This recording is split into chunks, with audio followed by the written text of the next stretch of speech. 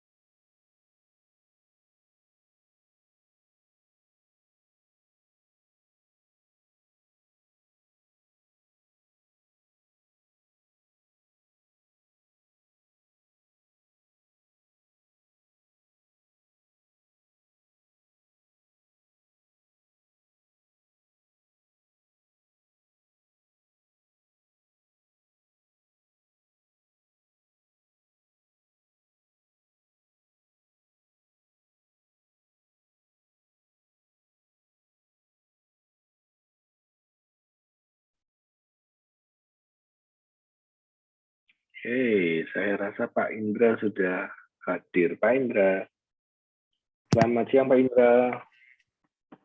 Siang. Hai Pak Indra, apa kabar? Baik, Pak Boni. Sehat Pak? Kayaknya Sehat. agak sedikit tidak bersemangat kayaknya nih Pak Indra. Capek kah? Oke. Saya lagi ngurus ini nih, webcamnya. Enggak apa-apa, it's okay. Sambil saya menunggu Pak Indra, mungkin saya mulai membuka terlebih dahulu ya teman-teman ya. Baik, jadi selamat siang kembali saya ucapkan kepada teman-teman pelaku ekonomi kreatif kuliner yang sudah bergabung pada pre-mentoring untuk Food Startup Indonesia 2022. Nah, seperti yang sudah saya sampaikan tadi pagi, bahwa ini adalah sesi kedua. Kali ini kita akan berbicara mengenai sudut pandang investor terhadap sebuah pembiayaan. Ya, nanti kita akan diskusi dan telah hadir bersama kita adalah Pak Indra Pramana, CEO dari Navanti Group. Nah, nanti kita akan berikan kesempatan untuk Pak Indra memperkenalkan dirinya. Nanti kita akan masuk ke dalam beberapa topik diskusi dan kita bisa akhiri, kita sambung kepada tanya jawab ya. Setelah itu baru kita tutup di sini. Saya ingatkan juga kepada teman-teman untuk besok masih ada pre-mentoring yang terakhir.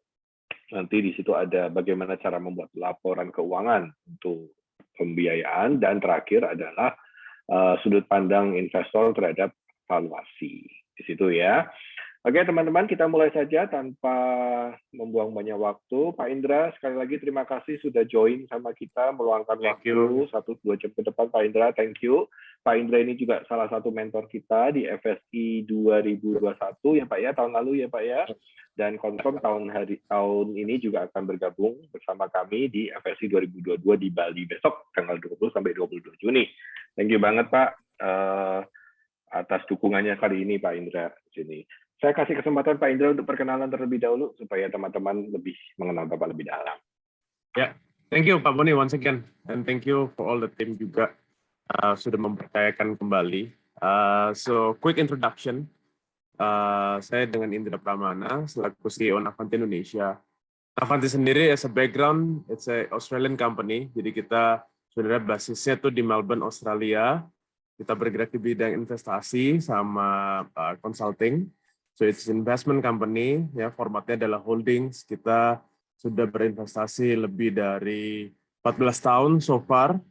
Dan kebetulan memang kita owners and founders-nya semuanya orang Indonesia, jadi kita diaspora juga di sana.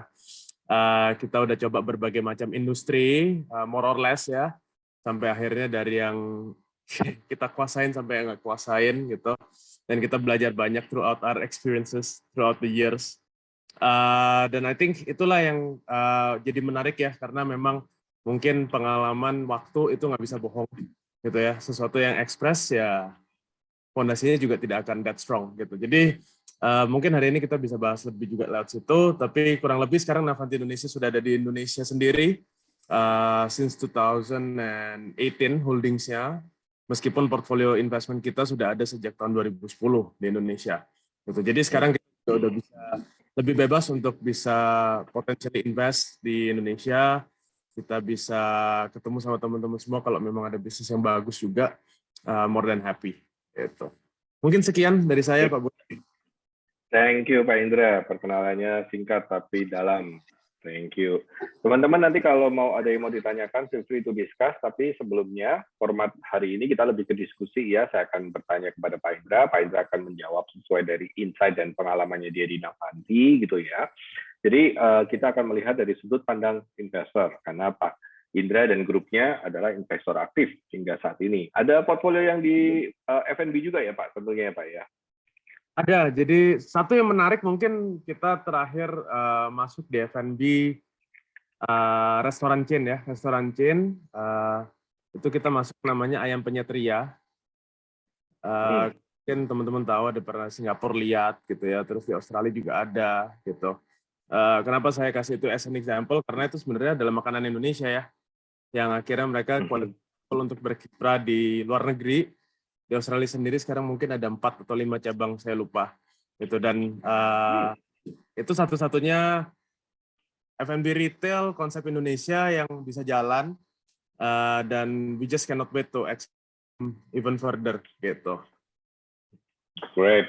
Nanti saya kayaknya butuh bicara sama Bapak Ayam Penyet Ria di forum terpisah, karena kemarin saya barusan hadir di FGD yang diadakan oleh Kementerian Pariwisata dan Ekonomi Kreatif dalam perencanaan pembukaan 4.000 restoran di luar Indonesia. 4.000, bayangin. Mimpinya gede-gedean ya. Tapi itu sampai 2024 sih, bukan 2024. 4.000 sampai 2024. Gitu. So it's quite challenging. Anyway, Pak Indra, kita langsung aja masuk ke topik nomor 1. Saya mau tanya nih Pak Indra, bagaimana seorang investor itu menilai sebuah kategori bisnis untuk layak diinvestasi? Kategori bisnis juga aja. Oke. Monggo, Pak. Oke. Ini semua saya ngomong berbasis pengalaman dan cara Navanti juga bekerja ya. Gitu. Jadi kalau di Google mungkin beda dikit ya, nggak masalah, kan setiap orang punya ininya beda-beda. Pada dasarnya pembagian dari yang kalau kacamata saya itu kita bagi dulu investasi yang early stage ya, kelasnya dulu ya. Jadi kita bagi early stage, atau itu maksudnya adalah masih ide ya, masih idea. Terus kita berangkat dari ide yang sudah tereksekusi mungkin 3 bulan, 6 bulan sampai dengan setahun gitu ya. Itu adalah stage kedua lagi. Jadi itu sudah bukan early, sudah bukan cuma ide. Jadi kita kalau di Navanti banyak datang kadang baru ide. Ada yang bilang baru 3-6 bulan atau setahun. Ada yang bisa sudah 2 tahun, berarti mereka biasanya sudah mulai ada traksinya ya, ada traksinya cukup baik. Mereka kadang mungkin sudah bisa profit sedikit gitu. Dan seterusnya. Jadi kategori investasi itu saya bagi jadi ada early stage, ada yang namanya seed gitu ya. Seed itu tadi yang di tengah-tengah. Ada lagi kalau kita ngomong bahasa-bahasa startup sekarang ada series A, ada series B gitu.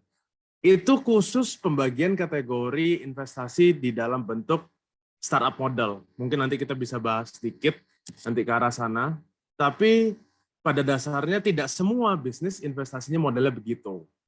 Gitu. Ada yang investasinya itu cuma sekali aja, tapi investornya bisa bantu teman-teman semua di sini sampai berkembang panjang. Atau cuma 2 kali gitu ya. Tidak harus ada, kalau saya sebutkan ada angel, ada seed, series A, B, C, D, terus gitu. Nggak semua bisnis harus digitukan gitu. Nah, itu nanti mungkin jadi topik juga bisa kita bahas. Tidak semua bisnis investasinya bertahap ya Pak ya, maksudnya Bapak ya? Betul. Oke. Tergantung dari jenis bisnisnya juga sih dalam hal ini. Ya. Oke, Tapi jadi pasti kacamata betul, tapi pasti kacamata investor itu membaginya dari umur bisnis dan achievement dari bisnis teman-teman semua. Sorry. Dari umur dan achievement dalam arti traksinya ya Pak ya, historinya seperti apa ya. Betul. Oke, jadi teman-teman juga bisa pahami kalau di Navanti early stage masih bisa ditampung gitu. Tapi Ya. tidak semua investor juga sama ya teman-teman. Tolong jangan disamaratakan antara investor satu dengan investor yang lain. Kadang ada yang investor maunya yang udah jalan, let's say 3-6 bulan atau bahkan lebih, mau minimal 1 tahun atau minimal 2 tahun, itu juga ada di situ. Nah, kebetulan di FS itu beragam ya jenis investornya. Nah, kebetulan Navanti early stage masih bisa diakomodir. Tapi tentunya Pak Indra, early stage-nya juga nggak sembarang early stage kan, nggak sembarang ide yang diterima nih kalau kita bisa bicara lebih lanjut. Kira-kira ide yang seperti apa Pak di sini? Oke. Satu, kalau buat, I think harusnya ini bisa diaplikasikan untuk ke semua investor juga mungkin ya. Satu udah pasti adalah investasi bisnis yang paling nggak masih berhubungan. Itu udah investor nggak perlu mikir tuh. Kalau saya misalkan punya tadi retail F&B itu, ya kan, sebagai investasi, saya pasti akan tertarik. Penyet ria tadi. Ya kan, yang penyet ria. Tahu-tahu ada startup food packaging. Mungkin saya akan tertarik. Ya, value added yang interesting gitu ya. Atau misalkan ada startup yang bisa bikinin bumbu jadi gitu ya, custom dan sebagainya, saya tidak perlu punya central kitchen, saya mungkin akan tertarik. Jadi memenuhi infrastruktur dari investasi portfolio yang sudah kita punya atau miliki. Nah, itu udah pasti saya nggak perlu mikir 2 kali. Gitu. Kalau itu adalah yang betul-betul baru kita pasti akan due diligence-nya lebih. Gitu. Jadi yang dilihat ada cerita atau ada kesinambungan, keberlanjutan antara satu portfolio investasi yang sudah berjalan dengan yang akan masuk di situ ya. Lebih diprioritaskan kepada model seperti itu. Betul, dan itu penting buat teman-teman tahu, karena supaya nggak langsung asal pilih investor. Jadi investor itu juga kalian bisa pelajarin dulu background-nya kalau memang mereka ada ya. Kalian bisa Google atau sebagainya, jadi kalian tahu cara pitching atau cara masuk ke investor tersebut gitu. Ya, ini poin menarik yang barusan diberitahu oleh Pak Indra. Jadi nanti biasanya setelah 100 terpilih, kami kan 100 itu akan kita briefing ya ke dalam satu persiapan sebelum menjalani demo-day, dan biasanya sudah kita blasting siapa-siapa aja sih yang mentor atau investornya, supaya teman-teman juga bisa melakukan due diligence terhadap investornya tadi. Jadi misalnya tadi Pak Indra bilang produknya saya lebih milih teman-teman yang punya di bumbu atau mungkin di model pengemasan atau packaging gitu kan. Demikian juga kalau teman-teman bergerak misalnya tadi di bumbu, terus lihat satu investor A, oh dia ternyata udah punya portfolio yang bumbunya bisa menggunakan bumbu saya. Nah itu lebih lebih pas untuk approach-nya nanti. Jadi teman-teman juga udah punya fleksi terhadap investor yang akan dituju atau yang mau di-approach atau mau didekatin di situ. Good, thank you Pak Indra, thank you atas informasinya. Kalau kita tadi ngomong soal ide ya, Bapak cerita dari ide yang berhubungan dengan portfolio yang sudah ada. Apakah bentuk bisnis model kayak seperti B2C, B2B, atau D2C itu juga menjadi salah satu faktor penting bagi investor? Apakah karena sekarang nih lagi Gojek lagi kenceng-kencengnya B2C gitu misalnya ya. Begitu. Nah, apakah pada lari ke sana semua atau bagaimana menurut pandangan dari Navanti? Nah, ini menarik nih Pak Boni. Soalnya kadang saya banyak temu ya pelaku UMKM atau bisnis atau startup itu suka lata. Ya, lata dalam arti kata mereka mengikuti apa yang lagi happening dan trending. Gitu. Baik itu secara market segment, bidang usaha, jenis usaha, maupun tadi bisnis model ya, mau itu B2B atau B2C atau sebagainya. Nah, satu, jangan lata dulu gitu, karena kita harus betul-betul menyesuaikan kita punya nature of business atau bisnis dasar kita ini terhadap potensial market. Karena setiap bisnis itu berbeda. Bukan berarti setiap bisnis yang B2C itu jelek atau setiap B2B itu bagus gitu ya, tapi itu harus disamakan dengan kemampuan kita dan kita punya added value sebagai founder. Kita punya early establishment atau kita punya istilahnya modal dasar kita ya, mau itu network, mau itu modal secara financial atau apapun itu, kita harus sesuaikan bisnis yang kita buat ini. Misalkan kita mau bikin simple F&B gitu ya, kayak saya punya pilihan bikin ayam penyet ini saya mau retail kan, Atau ayam penyet ini mau saya masak dan saya supply ke restoran-restoran besar sehingga mereka tidak perlu masak bumbu ayam penyet di dalamnya, gitu kan? Nah ini kan tergantung, gitu. Mana yang lebih bagus dan mana lebih jelek? Nggak bisa ngomong karena tergantung lagi daripada founder kita sendiri dan bagaimana kita mau approach-nya, gitu. Nah yang paling penting jangan sampai kita milih bisnis model itu cuma karena kita melihat enak ya si A, buka retail laku, gitu. Atau enak ya si B, dia main supply catering aja berhasil gitu. Nah itu saya pikir penting untuk dipahami gitu ya sebelum kita bisa memilih, dan itu pasti terlihat nanti di kacamata investor. Investor pasti akan langsung melihat bahwa bisnisnya si A ini sebenarnya salah. Dia harusnya jangan B2C, dia harusnya B2B. Akan lebih laku gitu dan akan lebih jalan. Nah itu yang biasanya kacamata investor pasti akan cepat bisa spotting. Ini sebenarnya cocok atau salah gitu. Ya, saya setuju dengan investor tuh cukup jeli mengidentifikasi, oh ini nggak boleh nih main di B2C, harusnya ke B2B, atau demikian juga sebaliknya di sini. Teman-teman harus paham karena investor udah asam garam ya, udah punya banyak pengalaman di situ. Jadi apalagi dia udah punya network yang lebih baik, dia punya contoh kasus yang sudah terjadi gitu ya, sudah terjadi dalam grupnya dia maupun di luar grupnya dia di situ. Nah itu menjadi landasan utama para investor untuk bisa mengidentifikasi mana yang cocok dan yang tidak di situ. Nah, tadi Pak Indra mengatakan poin yang cukup penting bagi teman-teman. Jangan latah, jangan sekedar melihat yang itu rame, terus saya ikut-ikutan. Belum tentu akan punya hasil yang sama di situ. Karena kami sih setuju bahwa kalau produk pasti punya marketnya sendiri. Nah, yang paling penting mengidentifikasi marketnya teman-teman ini yang udah pas belum, udah fit belum dengan produknya teman-teman saat ini. Fokus ke situ dulu sebenarnya. Kalau memang formatnya atau marketnya adalah B2C, ya udah fokus di B2C, jangan buru-buru ke B2B. Atau demikian juga sebaliknya. Kalau nature produknya adalah B2B, adalah intermediate product, atau produk setengah jadi, misalnya kayak ladang 5 dia mengolah dari singkong menjadi tepung singkong di situ misalnya. Dia nggak buru-buru lari ke bikin cookies misalnya. Dia langsung mungkin coba dulu ke B2B untuk salurin kepada factory gitu, dijual dalam bentuk tepung. Itu that's very possible. Tapi in the end of the day, kalau dia melihat ada potensi ke B2C dan yang B2B-nya udah jalan, udah established ibaratnya, ya nggak apa-apa, pindah ke ada another segment of market, nggak masalah. Yang penting satu jadi dulu, fokus dulu kepada satu itu. Ya, jadi kalau nanti ketemu investor, pastikan teman-teman bisa menunjukkan kepada investor tersebut bahwa teman-teman itu fokus kepada satu market atau satu bisnis model terlebih dahulu. Jangan semua dihajar rata di situ ya. Oke, Pak Indra, thank you. Selebihnya nih Pak Indra, kalau melihat sebuah produk atau jasa pada satu bisnis model untuk di scaling up lebih lanjut, Pak. Let's say kita tadi bicara pada transaksi yang 1 atau 2 tahun ya Pak, jangan ngomong yang early stage. Kalau early stage kan kita ngomong PR-nya banyak banget. Tapi yang udah jalan 1 atau 2 tahun nih kira-kira. Biasanya Bapak akan fokus kepada sektor apa dari bisnis tersebut. Let's say misalnya ayam penyet ria, kita bilang misalnya ya. Ayam penyet ria kan udah cukup lama ya Pak Indra ya. Saya nggak tahu Pak Indra nanti masuk ke ayam penyet ria berapa lama, tapi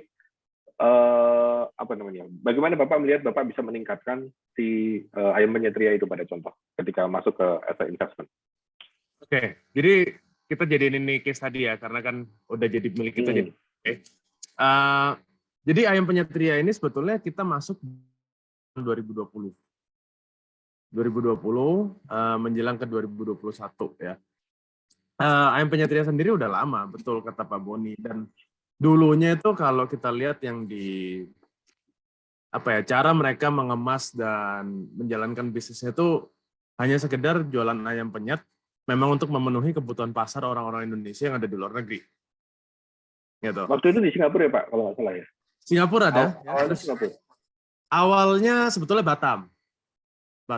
Oh, awalnya Batam. Singapura, ya kan? Habis itu Malaysia, lalu Australia. Nah, di Australia itu kita jadi lebih close observation ya kita, karena kan basisnya di sana, jadi kita ngeliat terus. Salah satu foundernya juga kebetulan ada di sana dan sering ikut acara kita.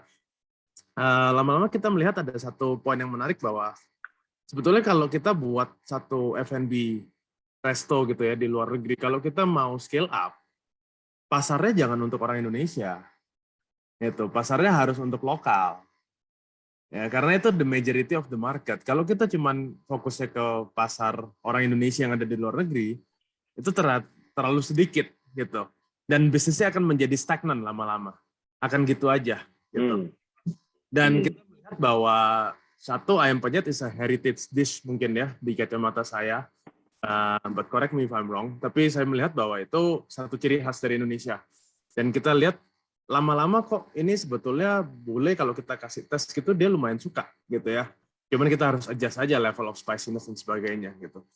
Sampai akhirnya kita lihat itu mereka jalan kan udah lewat tuh dari early stage definitely udah lewat udah 1-2 tahun mereka di Melbourne itu mungkin sudah hampir 5 atau 6 tahun ya waktu kita masuk itu.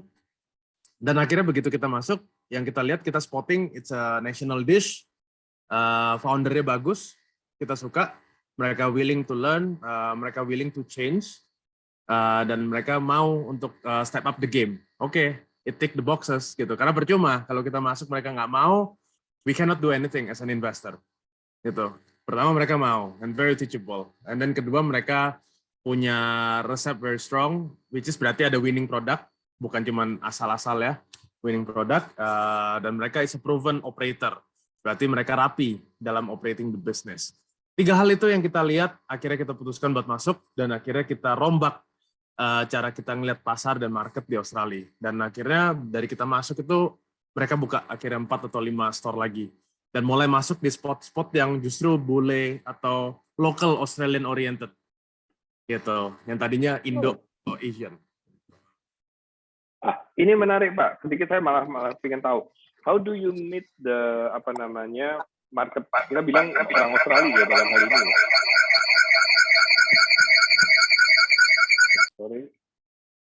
Sorry ini dari siapa ini? Sorry. Chandra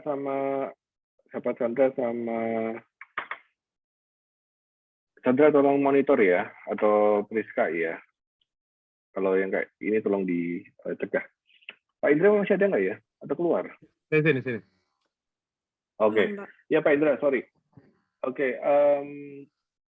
Tadi saya mau nanya, gimana caranya menemukan market fit antara orang Australia yang nggak doyan pedas, tiba-tiba bisa adjusting ke ayam penyet gitu misalnya. Itu ada gimana? Karena kemarin saya belajar Pak Indra. Ini saya belajar dari teman-teman yang sudah melakukan analisa bahwa banyak restoran kita cukup gagal yang di luar negeri.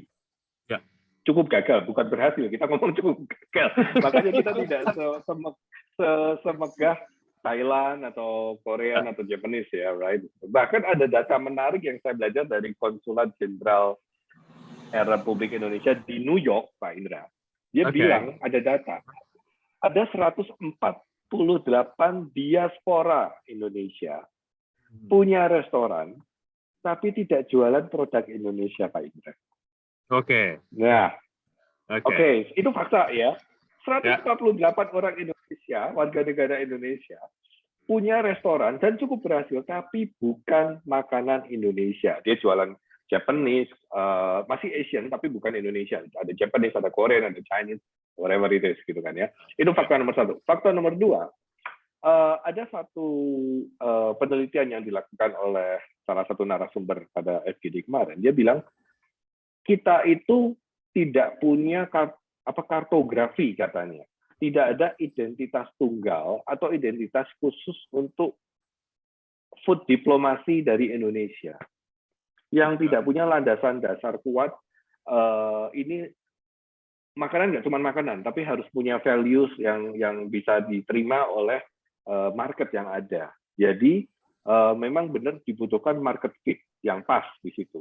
Kemudian ada satu fakta lagi saya dapat dari Mbak Nilam Sari ke Bapak Raffi. Dia bilang, Pak Boni, kalau pemerintah kita mau mendukung restoran Indonesia laku, jangan jualan yang terlalu tematik. Justru jualannya yang penting bisa diterima sama sana. orang sana. Jadi market fit-nya harus lebih kuat, harus accepted by local people yang ada di sana di situ, bukan orang Indonesianya, tapi native-nya. Pertanyaan saya tadi 4 ayam penyet bisa buka di Australia gitu. Ini mesti ada yang sampai udah ketemu nih Pak gitu kan. Yang ini yang kasusnya seperti apa ini? Saya ingin tahu. Yeah. Okay. So I'll share it here ya. Ini I think first time case tadi ini dipaparkan dan dipertanyakan juga. Pertama, satu gini.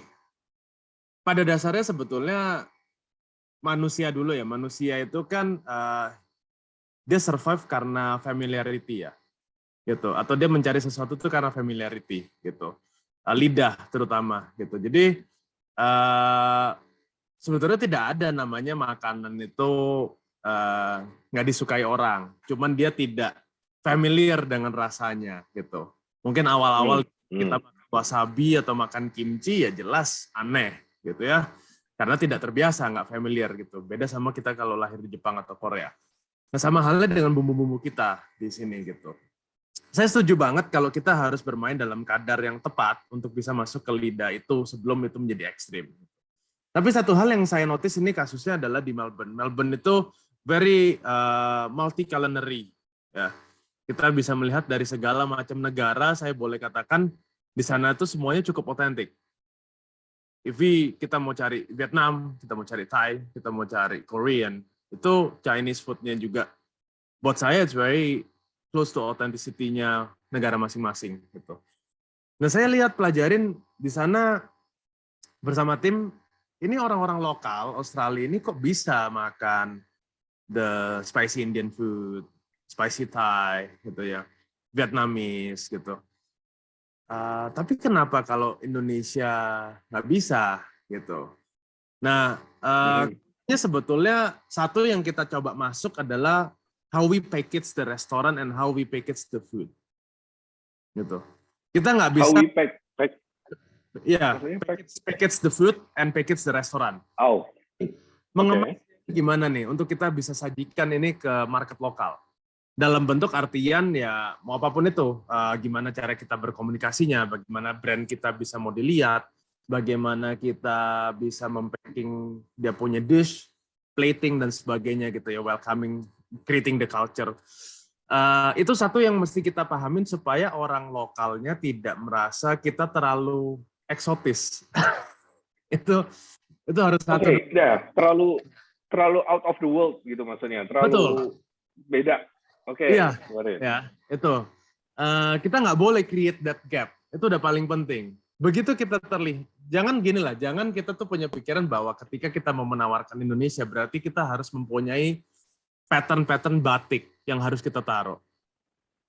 No, bukan gitu caranya gitu. Dan itu yang banyak dilakukan saya lihat di restoran-restoran Indonesia luar negeri.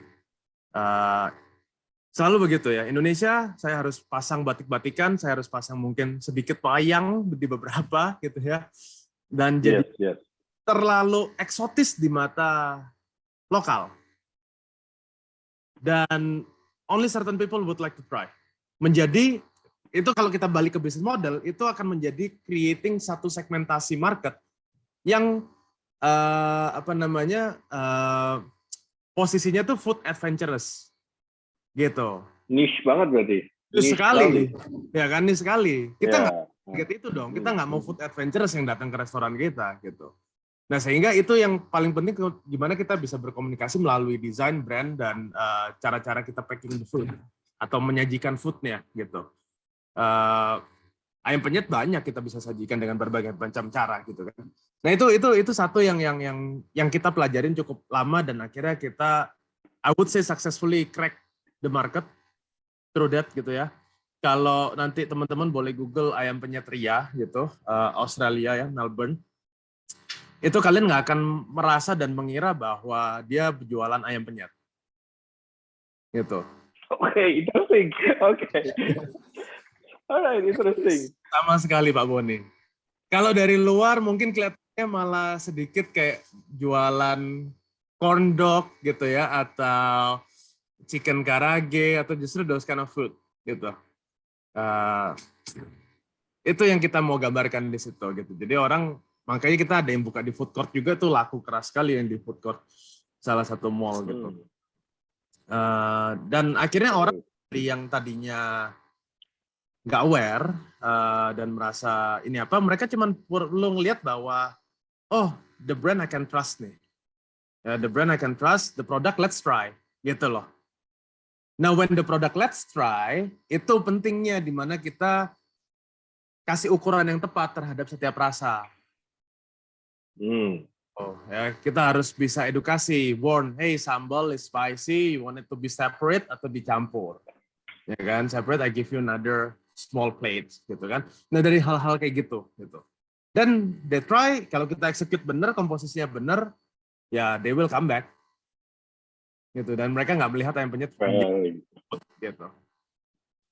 Very interesting, Pak. Tapi teman-teman bisa belajar ya. Para investor ini cukup jeli melihat ketika mereka join kepada salah satu bisnis di situ. Mereka akan melakukan improvement terhadap sesuai dengan pandangannya mereka di situ.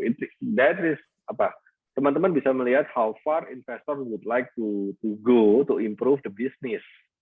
Ini penting nih teman-teman, kan harus punya mindset yang benar di situ.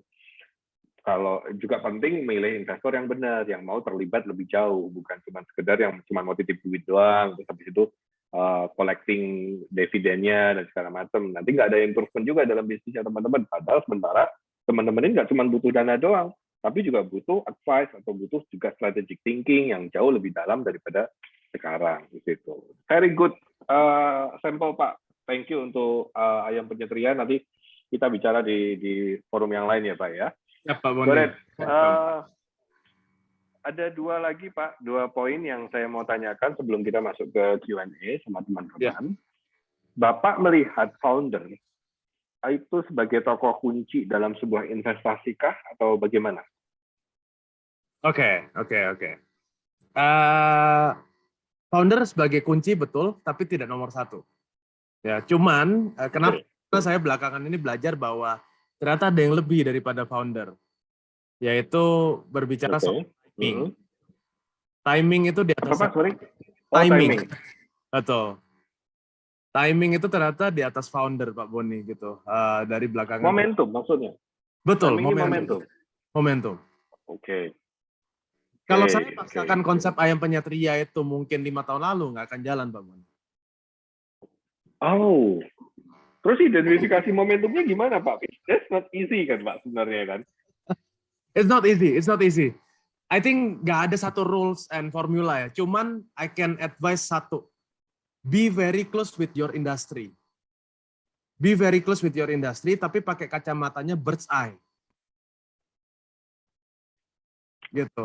Karena kita nggak close enough sama industri. Industri itu gini, industri itu luas loh. Jangan industri itu kita melihat bahwa kalau bilang ayam penyet gitu ya, retail, restoran, berarti kita cuma pelajarin rules and regulation of restoran atau resep-resep ayam penyet satu Indonesia gitu ya. Jangan, kita lihat business nature-nya ini udah sejauh apa sih perkembangan industri restoran gitu ya. Dan contoh-contoh sukses dari negara lain siapa sih dan apa sih dan kenapa sih gitu. Nah, first thing first we have to be very close with the industry. Kalau kita close sama industri, kita lama-lama bisa punya namanya satu ketajaman ya atau intuisi ya gitu. Lama-lama ke-build bahwa oh, oke, ini harusnya bisa karena ada kasus A gitu. Jadi selalu ada landasan dalam kita bergerak. Cuman itu cuman sharing aja beberapa hal yang kita lagi coba gali gitu ya dalam momentum dan timing. Tapi founder is key gitu. Saya selalu melihat founder duluan, baru saya lihat bisnis modelnya ini serapi apa atau seberantakan apa. Percuma punya bisnis rapi bagus dan segala macam, founder yang berantakan. Gitu. Karena founder susah diubah, bisnis model bisa diubah setiap saat. Itu kacamata investor ya teman-teman. Jadi kita selalu melihat bahwa founder itu kalau kita harus invest untuk merubah founder, kita membuang bukan cuma uang tapi waktu. Gitu di kacamata investor. Timing is everything. Gitu. Tapi kalau founder ini bisa berjalan dengan baik, bukan berarti dia yes man ya, atau bukan berarti dia yes woman yang cuma ngikut-ngikut aja gitu.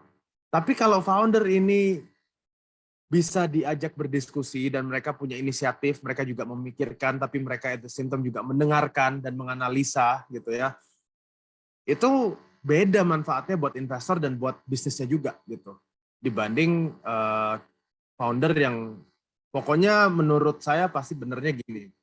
Investor nggak tahu apa-apa. Saya yang udah jalanin ini bertahun-tahun atau bahkan ada yang belasan tahun, tiba-tiba investor masuk sok-sok mau mengubah segalanya gitu ya. No gitu, tapi kita cuma punya perspektif lain yang kita rasa kalau kita gabungkan it's a win-win dan menjadi stronger company gitu. Very good. Saya harap teman-teman bisa benar-benar meresapi apa yang disampaikan oleh Pak Indra ya. Menegaskan apa yang kita sampaikan tadi pagi juga bahwa people will always invest on people ya. Tapi ada satu poin momentum timing ternyata baru di-discover lebih penting daripada foundernya. I think you're right Pak di situ. Cuman takutnya gini nih, as a investor, kadang kita ketemu orang yang tepat, oh I like the character, I like the way of thinking gitu ya. I mean everything is good about the founder, tapi how do we know that apa yang dia punya itu masih belum ketemu momentumnya atau tadi ya udah lewat kalau kita tidak punya intuisi yang tajam Pak. Kalau saat itu kita belum punya nih intuisinya. Ya. Nah ini menarik ini. Jadi kita balik ke pembahasan tadi kita awal ya tentang business model B2C B2B gitu ya. Itu juga berbicara unsur timing di situ. Ada bisnis yang begitu kita masuk, ini bisnis harus langsung berubah B2B atau ini harusnya stay B2C aja, jangan ke B2B gitu. Itu juga bicara soal timing. Tadi Pak Boni sebutkan teman-teman di mana kita jangan terburu-buru mau langsung berubah dari B2C B2B atau B2B B2C atau mau berubah segala hal gitu. Nah, kata nggak terburu-buru itu kita melihat timing dan momentum gitu kan. Gitu. Tapi pada dasarnya kalian fokus dengan apa yang teman-teman kerjakan. It's okay. Gitu. Timingnya apa? Timingnya adalah nanti kalian ketemu investor yang tepat itu timing. Ya, momentum yang tepat ketika kalian tiba-tiba dapat traction yang baik, ya, kalian ketemu formula, resep yang baik, cara packaging yang baik, partner, vendor, supplier yang baik, itu adalah part of all this momentum dan timing. Gitu. Untuk akhirnya kalian mempunyai bukan cuma a winning product, tapi 360 bisnis yang ke cover gitu. Marketing kalian timingnya pas karena promoin, misalkan di sini ada yang Korean produk, promo karena Korean lagi influence-nya heavy ya, lagi besar sekali di Indonesia.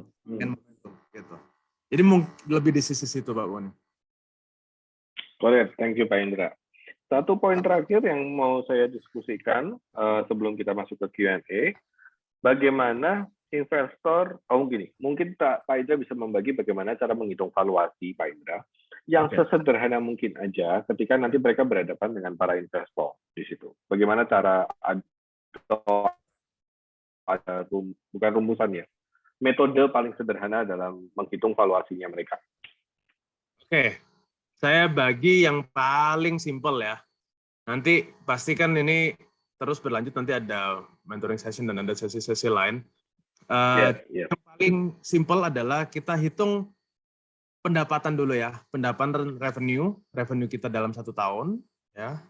Atau kalau kita belum berjalan 1 tahun, kita coba ukur 1 tahun kira-kira kita dapat berapa, gitu ya. Target itu bisa berbicara soal target kalau yang belum mencapai 1 tahun. Dan itu kita coba hitung berdasarkan jangan best case scenario. Jadi kita kalau membuat proyeksi, ini saya jelasin dulu. Proyeksi itu kita ada best case, ada worst case. Gitu. Idealistik ada 3 skenario ya. Bagus sekali, yang biasa, sama yang jelek sekali gitu. Nah pada saat kita bikin tadi target revenue, kalau yang belum nyampe setahun ya kita coba bikin 3 hal itu. Oh saya kalau bagus saya bisa jualan 100 ayam penyet sehari. Kalau biasa aja mungkin 50, kurang bagus ya 10 atau 15 gitu sehari. Nah itu nanti saya akan tarik 1 tahun itu kayak saya mendapatkan revenue itu berapa, sales-nya saya itu berapa, gitu. Nah sales saya itu nanti ketemu angka 1 tahun, let's say kita punya angka 1 miliar dalam 1 tahun. Gitu ya. Ini hanya contoh. 1 miliar rupiah saya dapat 1 tahun. Dan saya lihat bisnis saya ini kira-kira akan bisa berjalan dan bertahan berapa lama. Itu satu dulu, gitu ya. Atau apakah nanti ada ekspansi tertentu yang akan saya timbulkan di dalam perencanaan roadmap atau perencanaan bisnis kita gitu. Nah, biasanya yang kita pakai itu kita kalikan 3 sampai dengan 5 tahun. Ya, 3 sampai 5 tahun itu kita lihat bisnisnya kita ini seperti apa dulu, kayak tadi saya bilang. Kalau saya ambil contoh lagi yang penyet saya masuk gitu ya, saya lihat tuh 1 miliar. Saya lihat 3 tahun lagi saya mungkin saya pengen udah punya 3 toko. Jadi setiap tahun buka 1. Nah, kalau 1 toko 1 miliar, kalau saya punya 3 toko berarti 3 miliar. Nah, 3 miliar itu kan berarti bisa dikali 3 tahun. Berarti saya ya, dari 3 miliar itu saya kalikan 3 tahun gitu ya. Atau misalkan perencanaan bisnisnya saya cuma mau 1 toko aja. Oh ya udah berarti 1 miliar kalikan aja langsung 3 tahun. Gitu. Nah, itu adalah cara menghitung pure dari sales revenue valuation atau valuasi bisnis yang berlandaskan sales revenue tok gitu ya. Itu kita belum ngitung kalau kita di bisnis itu punya intellectual property yang harus kita hargain ya, atau kita punya misalkan aset ya, baik itu berupa mesin atau itu berupa tanah atau berupa pabrik atau apapun gitu ya. Nah, itu baru kita gabungkan, kita hitung dan kita hitung juga modal dasar. Kira-kira modal dasar kita misalkan 500 juta. Oke, tambahkan lagi 1 miliar kali 3 tahun, tambah 500 juta, tambah aset dan bla bla bla, keluarlah mungkin bisnis saya 8 miliar. Ya sudah, itu berarti harga bisnis teman-teman adalah 8 miliar. Gitu. Kurang lebih itu adalah hitungan dasar cara menghitung bisnis paling mudah dan tidak complicated. Gitu. Ya. Thank you Pak Indra sharingnya. Saya rasa teman-teman butuh tahu cara menghitung sesederhana mungkin. Jadi memang ada banyak metode, nanti teman-teman juga bisa Google ya, untuk menghitung valuasi. Ada yang model valuasi digital, ada valuasi yang konservatif, atau yang tadi sederhana dari sales valuation di situ tadi. Dari total omset dalam 1 tahun ya, potensinya berapa, tinggal dikali 3 sampai 5 tahun ya Pak ya tadi ya. Sampai 5 tahun. Sampai 5 ya. Oke, siap. Oke. Kalau nggak salah kopi kenangan tuh faktor pengalinya 7 Pak. Kalau nggak salah, saya dengar. Ya, betul. Cukup berani ya. Cukup berani ya, 7 kali ya sisinya ya. Oke. Baik, teman-teman, kalau ada yang mau tanya, silahkan ya, bisa di kolom chat maupun langsung raise hand itu juga boleh. Tadi sepertinya ada yang mau tanya dari Bapak atau Ibu Joven. Oh, ini ada 2 partisipan raise hand. Oke, Ibu atau Bapak Joveni, silahkan kalau mau tanya terlebih dahulu. Tanya. Iya, halo, terima Ibu. kasih Pak Boni, Pak Indra. Ya, halo. Ya, terima kasih Pak Boni untuk kesempatannya. Terima kasih juga untuk Pak Indra yang penjelasannya membuka wawasan saya untuk bisa bermimpi, bisa menjadi bagian dari food startup Indonesia nih di tahun ini. Jadi tadi dari awal saya ikuti ada satu kata yang buat saya tertarik, memberanikan diri juga untuk lower hand gitu, karena ada bicara tentang bumbu gitu. Kebetulan kami memproduksi ini UMKM yang masih mikro, masih kecil, belum sampai miliaran profitnya per tahun. Membuat produksi sambal khas dari Sumatera Utara yang sedang digaungkan sekarang oleh Pak Sandiaga Uno untuk Caldera, Danau Toba, yaitu sambal andaliman. Sambal andaliman, dan memang ini adalah khusus dari Sumatera Utara. Kalau di Asia itu Sichuan pepper. Ya. Di Vietnam, di Asia gitu, Sichuan pepper andaliman. Kalau kita dibilangnya merica Batak, itu memang agak mahal ini dan agak sulit untuk bisa membawanya untuk jarak yang jauh karena dia memang harus daerah dingin. Jadi karena banyak faktor yang sepertinya ini bisa juga pada akhirnya memang bisa membantu para petani pada saat harga pupuknya lebih mahal daripada harga jual cabai. Jadi kita buat olahan inovasi di mana cabai ini bisa bertahan sampai 6 bulan dengan sistem sterilisasi yang kami tahu gitu. Jadi di sini yang kami buat adalah andaliman, sambal serai dalam packingan seperti ini, kemudian sambal bunga kincung, kalau di Jawa itu kecombrang, dan kami padukan dengan sambal teri. yang pada akhirnya bisa menjadi bumbu olahan makanan seperti gulai, untuk soto, untuk sop, ikan bakar, ikan goreng. Jadi banyak varian olahan makanan yang bisa didapatkan dari sambal 75 khas Sumut ini.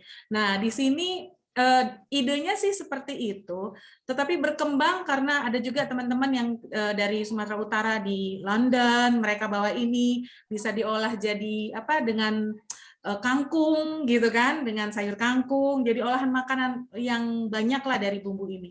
Nah, tadi saya ikuti pembicaraan Pak Indra dengan Pak Boni, saya memberanikan diri, kira-kira apakah yang bisa dibantu dari Food Startup dengan diaspora yang ada di sana dengan produk kami. Saya juga nggak ngerti apakah investasinya atau apa, yang pasti pada saat ini kami menggunakan alat-alat manual. Alat-alat manual ini. Jadi mohon arahannya, mohon bimbingannya, saya optimis sekali 5-10 tahun yang akan datang produk kami ini bisa sangat bermanfaat untuk kaum Z yang semuanya ready to eat, ready to pack, ready to segalanya. Mungkin itu aja Pak Boni, Pak Indra, mohon bimbingan dan arahannya. Terima kasih. Terima kasih. Mungkin saya dulu Pak Indra ya ke Bu Joveni ya. Bu Joveni, tadi kalau dilihat dari cerita Ibu, sekilas tadi Ibu bilang Ibu bikin produk ini untuk Gen Z yang everything maunya lebih simple, sederhana, langsung consume, ready to eat gitu ya sifatnya ya. Itu Ibu sudah mengidentifikasi behavior dari salah satu target market. Itu menarik Ibu. Itu sudah sebagai dasar awal yang cukup bagus bagi saya. Ibu menyasar kepada target Gen Z. Nah, sekarang kalau saya akan tanya lagi ke Ibu, saya akan pancing Ibu untuk berpikir lebih jauh. Apakah harus ekspor atau mau di se-Indonesia dulu? Karena kita punya 270 juta orang di Indonesia. Katakan deh yang makan sambal tuh 50%-nya, kan mungkin anak-anak kayak tradisional gitu ya. Berarti ada sekitar 135 juta something orang. Nah, ini market yang cukup besar. Apa nih yang bisa Ibu lakukan untuk lari ke sana dulu, menguasai market kita terlebih dahulu? Apalagi orang Indonesia juga suka udah makan pedes kan. Nah, maksudnya kalau kayak kecombrang itu kan juga udah familiar di Jawa gitu ya. Terus tadi ada sambal andaliman. Dan satu lagi apa tadi? Serai Pak. Serai ya. Kalau apalagi serai kan juga familiar gitu kan. Saya rasa Ibu lebih fokus kepada understanding market yang sudah siap menerima ini dulu gitu. Jadi kalau misalnya 2 dari 3 produk tadi mulai disebar intensively di Jawa, dalam arti kalau Ibu udah punya BPOM, udah punya PIRT, udah punya halal, itu kan penerimanya lebih mudah di masyarakat kita.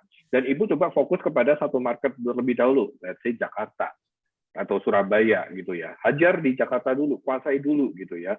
Distribute ini ke modern market dulu gitu.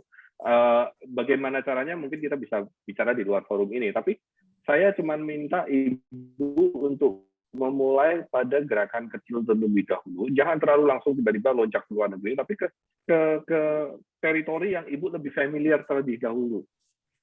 Tadi kata kuncinya Pak Indra adalah acceptance. Mudah diterima.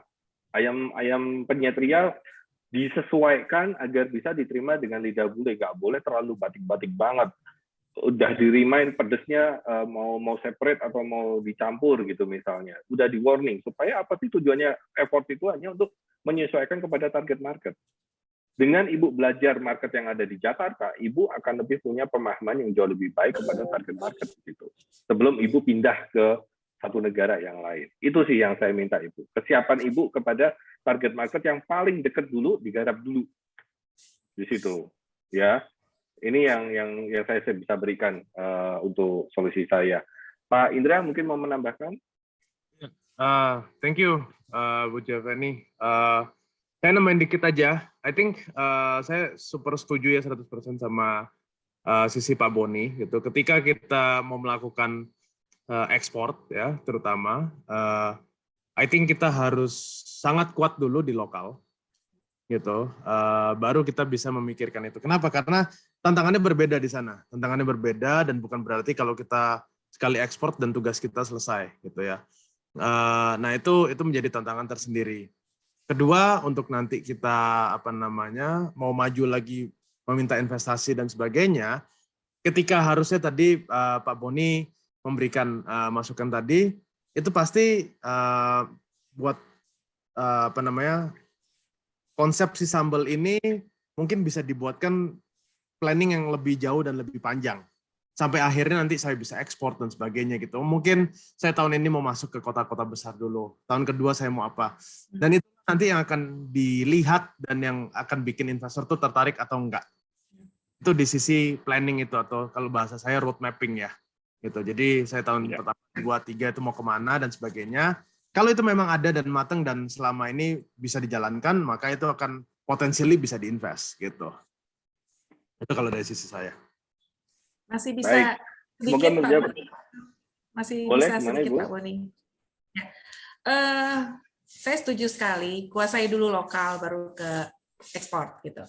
Nah, di sini mungkin kendalanya kalau boleh dibantu. Saya ada masalah dengan marketing untuk sampai ke kota-kota besar. Selama ini saya hanya pribadi saja untuk rekan-rekan teman-teman yang sudah tahu gitu. Kalau boleh dibantu juga oleh Food Startup, saya mengucapkan terima kasih. Kalau untuk produk saya sendiri sudah ada di counter-counter di Bandara Kuala Namu. Di rumah oleh-oleh di sana ini sudah ada. Kebetulan karena kita juga sudah halal dan PIRT-nya sudah ada, BPOM saya dengar informasi tidak begitu terlalu diperlukan untuk di lokal, yang penting halal gitu. Ya, kalau untuk halal kita sudah punya. Ya, mungkin itu saja Pak Boni, Pak Indra. Kalau boleh dibantu untuk marketingnya, saya sangat-sangat berterima kasih. Thank you. Thank you Bu Joveni. Nanti kita bicara di luar forum ini ya. Nanti saya mungkin bisa kasih beberapa saran lebih lanjut gitu. Oke. Thank you Bu Joveni. Ya, terima kasih. Baik. Kita masuk ke Pak Yuwono dari Ora Food. Pak Yuwono, selamat siang. Siang. Hai, Semangat Pak pagi Mas Indra. Silakan. Mas Boni. Ya. Saya manggilnya Mas aja. Boleh, monggo. Biar Siap. Terima kasih banget saya dapat kesempatan bisa bergabung di Zubinar ini, nambah ilmu pemahaman. Terus terang ini, saya ceritain sedikit bahwa saya usia 52 tahun. Hampir 3 tahun yang lalu saya tidak bekerja lagi karena restrukturisasi, menjelang 50 dipangkasin. Saya setahun itu cukup bingung, terus power bank-nya ternyata udah menipis sehingga saya harus bergerak. Kebetulan saya dapat berkah, Pak. Saya dapat berkah itu saya melihat potensi rumput laut. Saya punya produk, saya punya produk itu kebetulan saya melihat awalnya di lapak-lapak sekitar pantai, itu saya tinggal di Jogja, itu saya melihat kok ibu-ibu cuma goreng, apa itu bayam apa ya, keripik bayam gitu. Saya lihat ternyata itu rumput laut. Saya punya background 20 tahun di offline sales distribusi, biskuit, waktu itu saya sebutin Arnold, Gutem Tim Tam Nyam Nyam. Hampir saya belum menemukan di marketnya, Pak. Adanya adalah produk luar. Ya malah hampir 15 tahun lebih ini yang mendominasi adalah Takenoi dari Thailand. Itu sangat kontradiktif banget, dan itu membuat saya galau sepulang dari pantai itu, karena ternyata kok saya dapat berkah nih. Selama setahun saya tidak dapat, ternyata kok saya dapat ini. Bagaimana saya memackage ini supaya layak dibawa ke perkotaan, bisa dinikmati dengan banyak orang, karena bahan baku ini nutrisi gizinya tinggi. Terus garis pantai kita itu setelah saya itu terus nyari terus, ternyata garis pantai kita itu panjang banget, lebih dari Korea, Jepang, Thailand, Vietnam. Terus rumput laut adalah nomor 2 setelah Kanada. Kita punya 500 jenis rumput laut, di dunia ada 1.500. Kita punya 400 kabupaten, 15 kabupaten, 34 provinsi. Saya itu sampai awal-awal itu bikinnya larut malam saya urai itu. Saya beruntung di antara sekian juta orang, ternyata saya googling searching belum nemu, Pak. Produknya semacam ini, Pak. Kalau boleh kasih unjuk.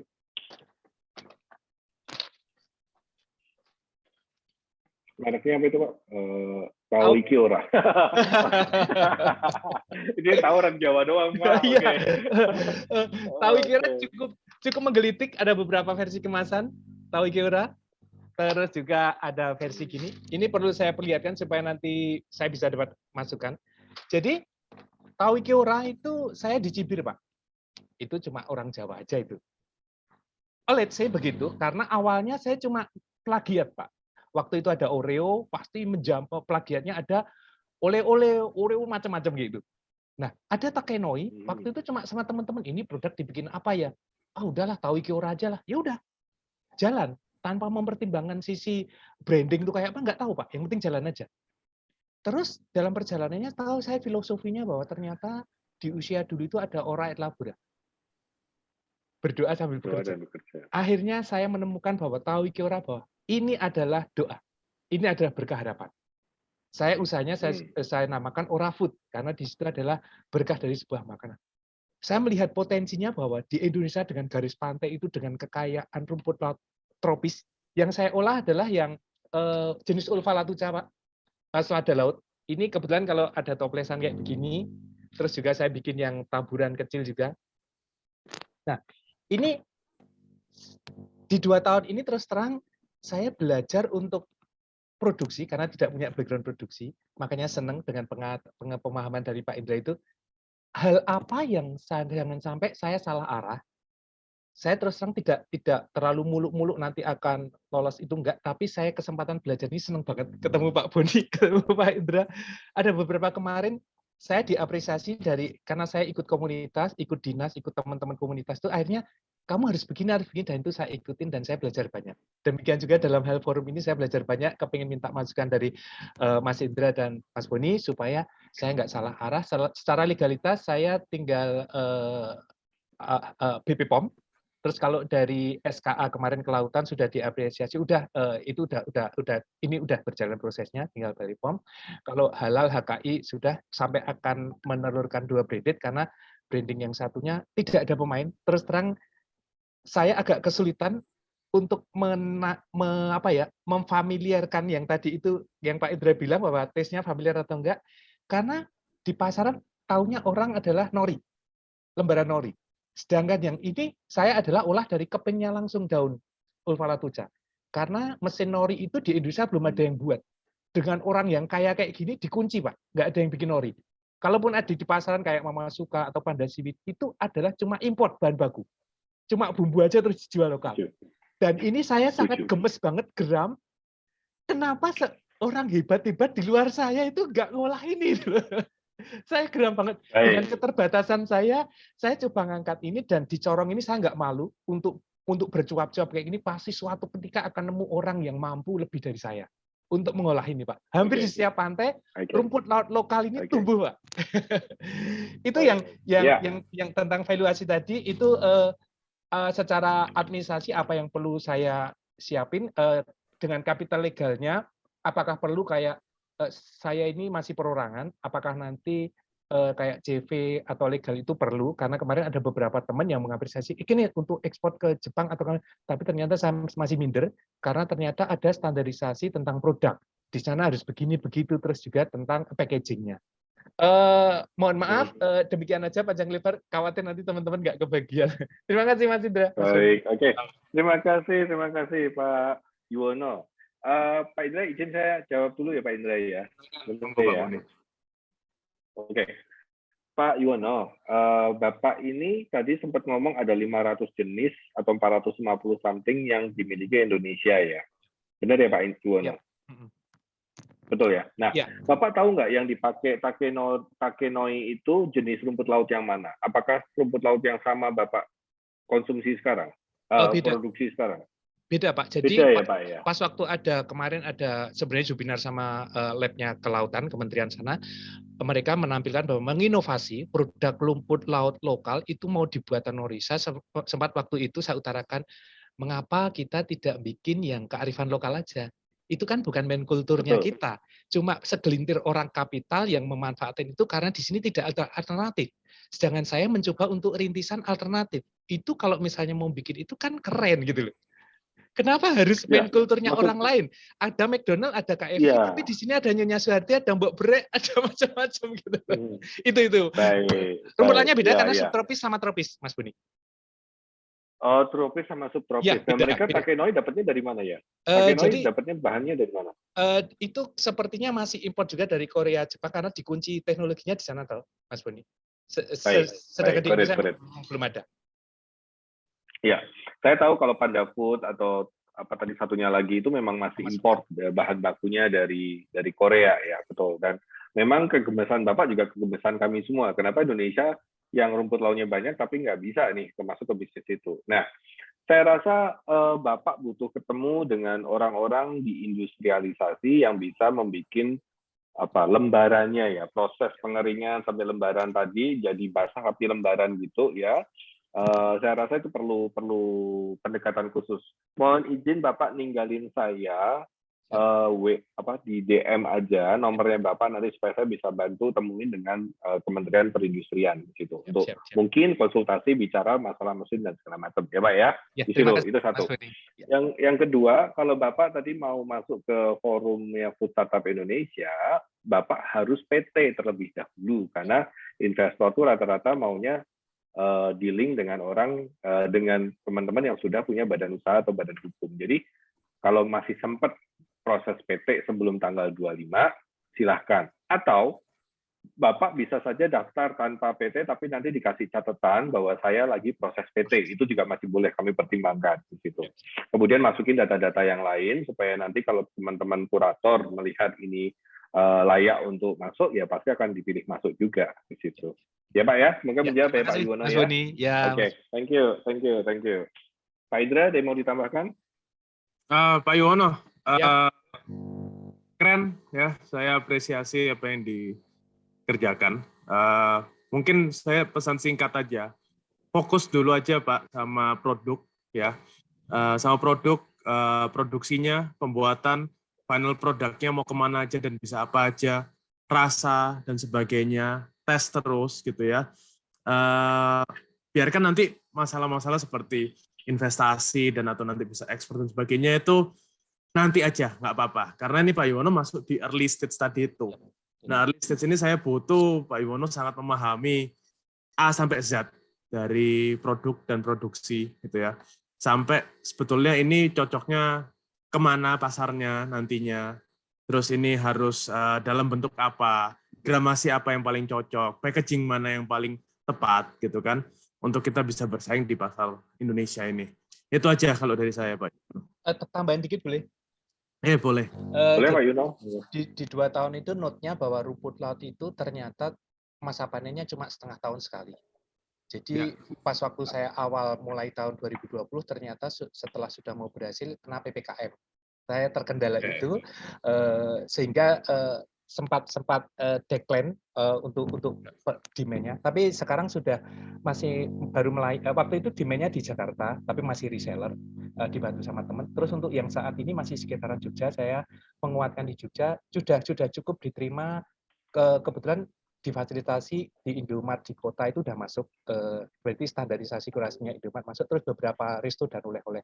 Sedangkan kalau retail memang belum, karena kapasitas produksinya memang juga belum banyak. Sekalian saya memastikan bahwa yang kayak tadi Mas Indra bilangin, memastikan kualitas produknya bagus dan packaging-nya juga layak. Ya gitu, Mas Indra. Ya. Pak Yuwono, saya mau nambah dikit. Bapak kan tadi pengalamannya dari industri besar ya, offline, distribusi Arnold. offline, right? Di situ ada Arnold, segala macam, right? Nah, itu modern trade atau general trade? Saya hampir dua-duanya saya ambil. Kemarin ada general trade sama modern trade saya ambil. Saya sempat di area covernya adalah berarti Jawa Timur bagian barat, Jawa Tengah, Bekasi, Kerawang, Cikampek, waktu itu Tangerang, Banten, Sukabumi, Cianjur, terus Medan, Sumatera Utara.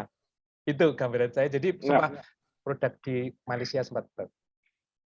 Nah, sudah dicoba untuk pasar GT, Pak? Walaupun mungkin satu kemasan cuma 3 graman aja gitu misalnya. Terus terang karena kembali lagi ke supaya BIP, dan waktu ini saya untuk pengumpulan modal, dan belum ada pemain, sehingga harga ini tak patok berapapun, orang masih belum komplain, karena ini sesuatu banget. Saya bikin pakai standing pot, 50 gram itu saya kasih harga 17.000, karena di pasaran itu Takeno itu 15 gram, dia 17.000, sedangkan Panda Siwi 20 gram dia jual 13, Mama Suka 4 gram itu 4.000, jadi per gramnya 1.000. Saya masih cukup bisa main di sana, itu marginnya besar, sehingga saya ambil di sana untuk ngembangin modal saya. Baru baik, paham. Oke, good. Ya wes. Ya udah, tolong saya di DM ya Pak, nomornya Bapak ya. Siap. Matur nuwun, terima kasih kesempatan. Thank you Pak Yuwono. Siap. Thank you. Baik, Pak Indra, ini ada yang tanya di kolom chat dari Ibu Cherry dari Rendang Kampung Guci. Mau tanya apa sertifikasi seperti halal, BPOM, GMP, HACCP akan mempengaruhi penilaian investor dan apakah target untuk ekspor dinilai seksi oleh investor untuk diinvestasikan? Oke, saya jawab dulu pertanyaan yang kedua itu ya. Target untuk ekspor dinilai seksi atau enggak? Gini, mungkin sekaligus saya kasih pandangan dari kita ya, bahwa ekspor itu bukan segalanya, terutama kalau kita bergerak di dalam bisnis F&B, gitu ya. Dan ekspor untuk F&B itu tidak seperti kita ekspor bahan baku atau tidak seperti kita ekspor furniture dan mebel, gitu. Nah, jadi kita jangan selalu berpatok bahwa tujuan akhir saya harus ekspor. Gitu. Karena balik lagi ke tadi Pak Boni bilang, kita di sini punya lebih dari 270 juta orang. Gitu ya, dan nggak semua kita harus eksporkan. Jadi apakah dinilai seksi? Belum tentu. Gitu. Di kacamata saya menganggapnya itu tetap biasa aja. Apakah itu mau ekspor atau enggak, kecuali saya melihat ini potensi yang betul-betul luar biasa, karena sangat dibutuhkan di luar, hampir tidak ada, gitu ya. Dan masuknya gampang, karena masuk ekspor F&B itu sulit, bukan untuk mengekspornya, tapi pemasaran di luar negerinya yang sangat sulit and very challenging. Gitu. Kita yang udah punya toko aja di sana susah untuk jualan ayam penyet, gitu. Ini apalagi yang tidak ada dan kita hanya memasukkan, itu tidak semudah itu. Gitu ya. Itu butuh investasi dalam kultur untuk dibagikan ke seluruh dunia. Tapi itu udah hal yang lain. Nah, pertanyaan yang pertama lagi itu tentang BPOM, SCCP, dan semuanya mempengaruhi penilaian sudah pasti, tapi balik lagi tergantung bisnisnya apa. Kalau memang bisnis itu memerlukan dan harus, itu mempengaruhi. Tapi balik lagi, setiap investor punya fase bisnis investasi yang tadi saya sebutkan di awal. Ya, kalau misalkan memang baru 6 bulan dan 1 tahun, pasti investor tidak akan berekspektasi demikian. Tapi kalau itu bisnis yang memang sudah dijual untuk di harga yang luar biasa dan pengalaman atau jam terbangnya sudah lebih dari 2 tahun, pasti kita expect hal-hal tersebut harus bisa dipenuhi. Selama itu relevan terhadap bisnisnya dan itu ada ditaruh di dalam road mapping-nya, kita sebagai investor biasanya akan oke. Gitu. Jadi bukan harus punya itu dulu baru ke investor. Intinya di situ. Baik, thank you Pak Indra. Sepakat dengan Pak Indra bahwa tidak semua investor melihat harus mandatori punya BPOM atau HACCP itu terlebih dahulu di situ. Yang penting dilihat kan tadi kesiapannya atau levelnya di situ. Kalau memang belum level, investor masih tahap awal, investor masih bisa memahami dan itu masih bisa diperoleh di kemudian hari. Yang penting udah terroadmap dengan baik lah bahwa memang nanti akan larinya akan proses BPOM halal atau HACCP sesuai dengan pertumbuhannya di situ ya. Semoga menjawab Ibu Cherry dari Rendang Kampung Guci. Baik, berikutnya dari Ibu Irma Firmana, izin bertanya bagaimana peluang produk makanan yang menawarkan solusi untuk kesehatan di mata investor, terlebih sekarang ada tren meningkat untuk produk kesehatan.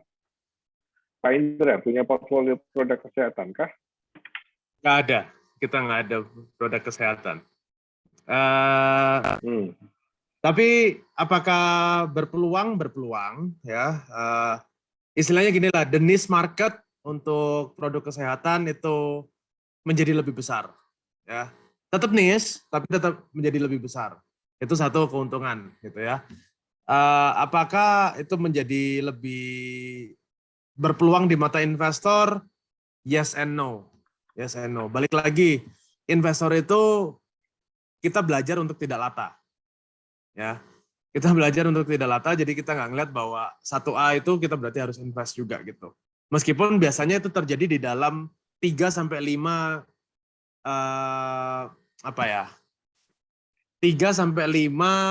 kompetitors pertama, intinya gitu ya. Jadi kalau misalkan produk kesehatan itu baru tiba-tiba muncul, pasti investor akan berebut untuk sampai 3 dan 5 berikutnya. Gitu. Tapi kalau udah 3 dan 5 sudah di luar itu, investor akan mulai mikir, produk kesehatan apa lagi yang belum ada di pasar dan bagaimana kita bisa bersaing. Gitu. Jadi jawabannya belum tentu lebih menarik, ya. Tapi sekarang porsinya sudah lebih besar Dan kita bisa lebih main bermacam-macam produk kesehatan itu.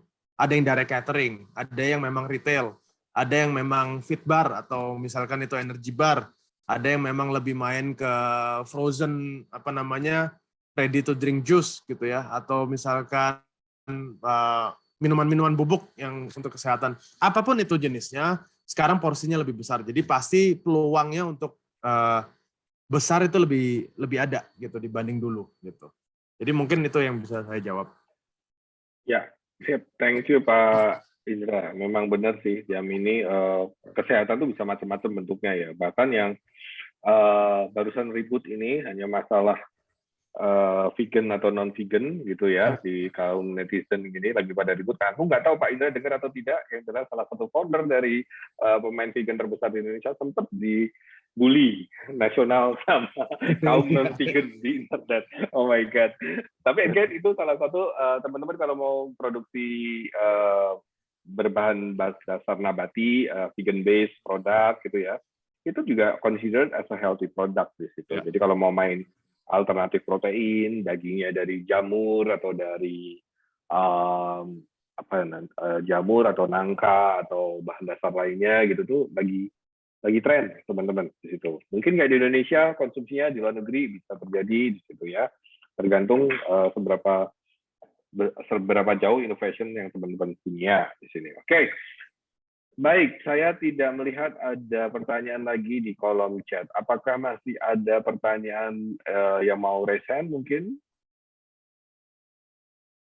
Oke, ada pertanyaan dari Pak Sony Bogor. Food hospitality apakah menarik? Maksudnya bagaimana ya Pak Sony? Food hospitality itu apa ini maksud dengan food hospitality? Saya agak kurang paham. Maksudnya apakah bentuknya? Jadi gini Pak. Halo. Ya, silakan Pak. Ya Pak, silakan Pak Sony. Selamat sore Pak Indra. Selamat sore. Semuanya. Ini jadi kita ini bergerak di bidang catering yang bergerak ke rumah sakit gitu Pak. Seperti itu.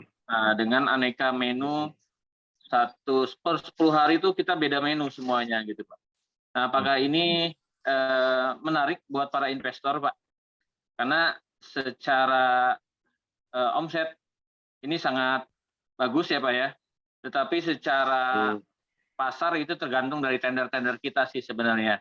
Bagaimana kita menjalankan tender-tender di berbagai rumah sakit.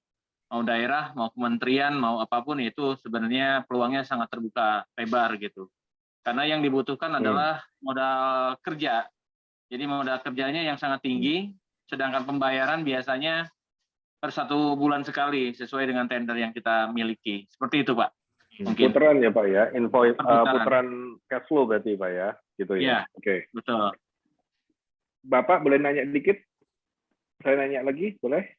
Boleh, silakan. Pak Sony, halo. Oke. Pak Sony, fokus cateringnya untuk hospital saja atau catering yang lain juga, yang umum, misalnya untuk resepsi atau acara-acara kenegaraan gitu? Kita khusus untuk hospitality Pak, hospital ya, untuk rumah sakit aja sebenarnya sekarang ini. Gitu karena hospital dari ya, bukan hospitality. Karena dari hospital. Gramatur memang harus tertakar ya Pak semuanya. Terus kemasan juga harus memang sedikit berbeda gitu, harus memenuhi standar gitu. Seperti itu sih Pak. Nah, kalau saya sebagai investor, saya akan lihat dulu rekam jejaknya Bapak, dalam arti pipeline-nya Bapak ini yang pernah ditangani rumah sakit mana saja, seberapa sering Bapak menerima tender, bagaimana perputaran cash flow selama ini di situ ya.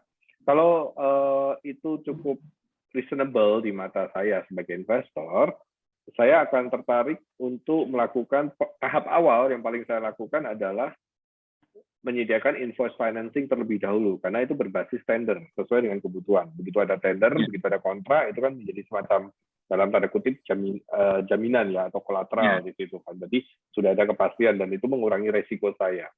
Jadi kembali lagi akan kita lihat dari tidak semata-mata dari besar nilai kontraknya, tapi dari rekam jejak Bapak di belakang di situ. Kliennya siapa saja, berapa banyak, frekuensinya seperti apa, apakah bisa di-expand di kota lain, kalau di-expand di kota lain atau daerah lain, bagaimana cara operasionalnya. Seperti kita tahu bahwa catering padat karya ya Pak ya. Saya bisa tahu ya di situ kan kuantiti besar. Nah, kalau udah lintas wilayah tuh dari kesiapan infrastrukturnya Bapak seperti apa dan segala macam. Jadi banyak pertimbangan, tapi paling dekat invoice financing yang bisa dilakukan di situ. Itu Pak, semoga menjawab. Baik. Pak Indra, monggo kalau mau ditambahkan. Saya setuju sekali sama Pak Boni. Ini kebetulan topik-topik yang belakangan ini banyak saya sampaikan juga di beberapa workshop gitu ya. Kita kadang investasi itu ada 2 jenis itu ya. Satu memang investasi terhadap company, satu lagi itu project funding saya bilangnya gitu. Nah, project funding itu ya seperti tadi itu pendanaan berdasarkan invoice atau PO yang memang dihasilkan sama suatu perusahaan untuk didanai gitu. Bukan berarti harus ada investornya. Berarti kan kalau ada investor nanti setelah cash flow-nya habis ya ada lagi butuh itu lagi kan gitu. Nah, ketika kita menawarkan sebuah investasi kepada investor itu kita harus make sure atau pastikan bahwa memang ada roadmap tadi dari bisnis kita itu yang kita jualkan ke investor. Karena percayalah investor itu akan tertarik pada perkembangan daripada bisnis kita. Gitu. Bukan cuman soal melulu daripada return gitu ya, tapi perkembangannya ini gimana gitu. Nah, itu yang kita harus sadari juga lah gitu. Tapi saya setuju, jadi mungkin kalau itu Pak Sony bisa consider project funding atau invoice pendanaan tadi itu. Ya, dan invoice pendanaan ini udah banyak banget Pak Sony. Ya, saya tambahkan sedikit Pak Sony. Invoice financing itu udah banyak sekali, mau baik yang non perbankan apalagi udah semakin banyak ya, yang terutama yang fintech tuh. Bapak bisa cek di platform misalnya kayak Coinworks atau B-Share atau beberapa securities crowdfunding lainnya itu berlomba-lomba untuk menawarkan invoice financing dengan non jaminan ya, non collateral di sini. Jadi bisa Bapak pursue kepada beberapa platform yang sudah legal juga, sudah diakui oleh dapat izin dari OJK juga di situ. Jadi cukup aman lah ininya. Kerjasamanya dengan mereka. Semoga membantu Pak Sony. Siap, terima kasih Pak. Sukses selalu buat semua. Terima kasih Pak Sony. Baik teman-teman, kayaknya sudah tidak ada lagi yang mau bertanya. Ada yang mau masuk bertanya? Kami berikan kesempatan sekali lagi, baik yang mau resen maupun lewat kolom chat. Oke, belum? Baik. Baik, saya rangkum ya sedikit teman-teman dari hasil kita berdiskusi dengan Pak Indra di sini. Saya melihat bahwa teman-teman harus paham level bisnisnya itu ada di mana, harus mematchingkan dengan tipikal investornya terlebih dahulu. Due diligence tidak hanya dari investor kepada teman-teman, bahkan teman-teman juga bisa melakukan cross-check latar belakang dari si investor tersebut, apakah akan berhubungan dengan portfolio-portfolio yang lain ya. Kemudian teman-teman juga harus paham dari sudut pandang si investor bisa membawa kemana. Tadi Pak Indra mengatakan bahwa investor lebih melihat dari perkembangan bisnisnya, tidak semata-mata hanya dari return yang akan diterima oleh si investor tersebut di situ. Jadi memang garis panjang, jangka panjangnya itu kudu dilihat terlebih dahulu dari teman-teman melihat bisnisnya sendiri. Sini. Apakah bisa saya tarik 3-5 tahun kemudian? 3-5 tahun kemudian akan jadi seperti apa? Apakah akan merambah ke sesuatu yang baru? Apakah punya korelasi dengan yang lain? Apakah sejalan dengan global trend dan segala macam? Menarik, cukup challenging dalam matchmaking dengan para investor, tapi semoga sesi hari ini mendengar dari sharingnya Pak Indra itu membuka wacana, membuka wawasan yang baru bagi teman-teman sekalian. Pak Indra, terima kasih sekali lagi atas supportnya untuk Food Startup Indonesia 2022, Pak Indra. Terima kasih atas waktunya. Ya, kalau tidak ada lagi buat teman-teman, kami sama Pak Indra mengucapkan terima kasih dan akan menutup sesi siang hari ini. Begitu teman-teman, saya mewakili Kemenparekraf dan Food Startup Indonesia mengucapkan terima kasih atas waktu dan perhatiannya pada sesi hari ini. Jangan lupa, esok hari masih ada 2 sesi terakhir lagi. Terima kasih dan selamat siang. Terima kasih Pak Boni, teman-teman semuanya. Terima kasih. Terima kasih Pak Boni. Terima kasih Pak Boni dan Pak Indra. Terima kasih Pak Boni, makasih Pak Indra. Terima kasih Pak Boni, Pak Indra.